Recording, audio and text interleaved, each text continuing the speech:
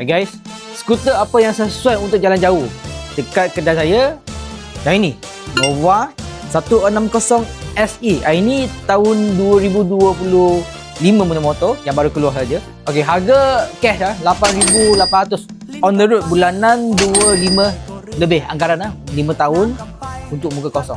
Okey, motor yang kedua, skuter ADV 160. Ini memang sangat ramai customer datang kedai saya pilih motor ni sebab dia punya bentuk off-road. Harganya 13,300 on the road, standard Hey, warna apa yang ada dekat kedai saya?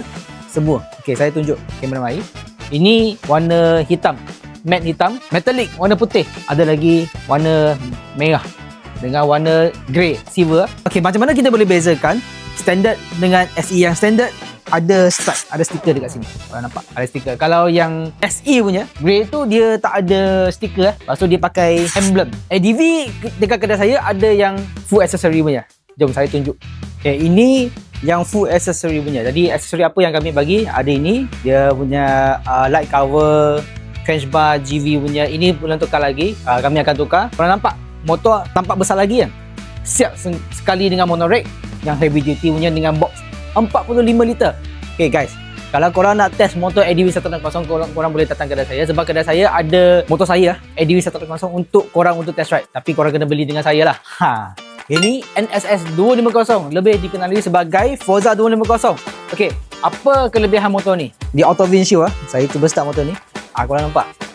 Di auto kan. Korang tengah cari motor ni. Kalau korang nak tengok motor depan mata, korang datang dekat saya. Sebab hanya kedai saya dekat Kuantan ada motor ni ready stock. Siapa cepat dia dapat yang ini last Okey, yang last sekali. Skuter yang last boleh jalan jauh dekat kedai saya adalah ini, Kiwi XDV 180 Evo. Okey, harganya tak sampai 10,000, 9 lebih, tak sampai 10,000 on the road. Bulanan 330 lebih.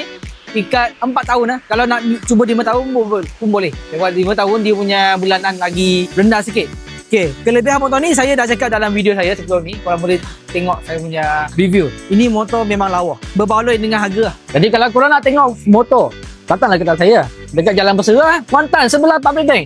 Guys, ingat, kedai saya bukan setakat jual motor saja, tapi kedai saya ada pusat servis. Jadi kalau korang beli motor dekat saya ataupun tim saya, motor kalau ada masalah, korang datang aja. Tim saya akan bertanggungjawab sepenuhnya. Jadi saya, dia kena berhenti.